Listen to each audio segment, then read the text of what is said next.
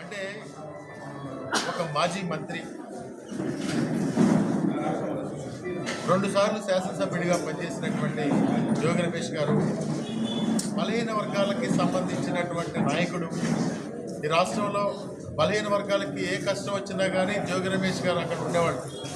అటువంటి నాయకుడికి ఈరోజు ఈ కష్టం రావడం అది చాలా బాధాకరంగా ఉంది.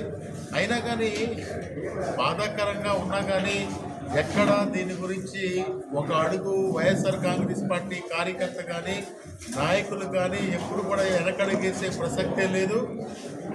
ఆ లోకేష్ రెడ్ బుక్ రాజ్యాంగానికి జడిసే పరిస్థితి లేదు. ఆ కూటమి నాయకుల అరాచకత్వానికి జడిసే పరిస్థితి లేదు. ఎందుకంటే ఈరోజు చూస్తూ ఉంటే సంవత్సరంన్నర కూడా పూర్తి కాలేదు. సంవత్సరంన్నర పూర్తి కాకుండానే ఈ రాష్ట్రంలో వాళ్ళు ఎంత వ్యతిరేకత మూటగట్టుకున్నారంటే ఒకసారి గ్రామాల్లో కానీ ఇంకా ప్రజల్లోకి వెళ్తే అర్థమవుతా ఉంది.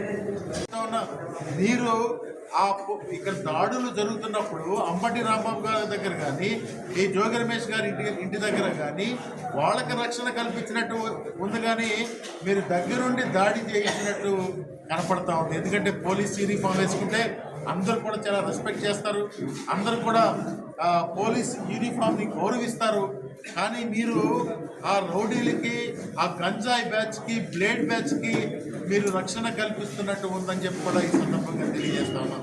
ఎందుకంటే ఈ దేశంలో ఎంతోమంది త్యాగం చేసి ఎంతోమంది త్యాగదనుల వల్ల స్వతంత్రం వచ్చి మనందరం కూడా ఈ విధంగా జీవించగలుగుతూ ఉన్నాం. కానీ ఇప్పుడు చంద్రబాబు నాయుడు గారి రూపంలో చంద్రబాబు నాయుడు గారికి రాజకీయాలు ఎవరో అతిథులు కాదు. మామగారి దగ్గర నుంచి వెంకటేశ్వర స్వామి దగ్గర వరకు వెంకటేశ్వర స్వామిని కూడా రాజకీయాల్లోకి తీసుకొచ్చి వాడుకోగలిగిన శక్తి ఎవరికన్నా ఉందంటే అది చంద్రబాబు నాయుడుగా ఉందని చెప్పి మనందరికీ కూడా కనపడతా ఉంది. ఎప్పుడు కూడా దేవుడు చూస్తూ ఊరుకోడు, తగిన శిక్ష వేస్తాడు. మీరు అబద్ధాలు చెప్పి ఏదైతే అధికారంలోకి వచ్చారో మిమ్మల్ని త్వరలోనే శిక్షించే, అంటే నాకు తెలిసి ఈ ఎన్నికల వరకు కూడా అవసరం లేదు, వీళ్ళని రోడ్ల మీద తరిమి కొట్టే రోజు దగ్గరలో ఉందని చెప్పి కూడా తెలియజేస్తా ఉన్నాం. మేము ఈ అందరం కూడా జోగి రమేష్ గారికి ఈ కృష్ణా జిల్లా మొత్తం కూడా పామరు నియోజకవర్గం ఒకటే కాదు, కృష్ణా జిల్లా ఈ రాష్ట్రం అంతా కూడా జోగి రమేష్ గారికి అండగా ఉంటుందని చెప్పి కూడా ఈ సందర్భంగా తెలియజేసుకుంటా ఉన్నాం. రాబోయే కాలంలో మీకు తగిన బుద్ధి చెప్తారని కూడా తెలియజేస్తాం. అది ఎంత బాధాకరమో ఒకసారి అది ఇప్పుడు తెలీదు. ప్రజాక్షేత్రంలో వాళ్ళకి బుద్ధి చెప్పిన రోజు ఆ రోజు తెలుసు.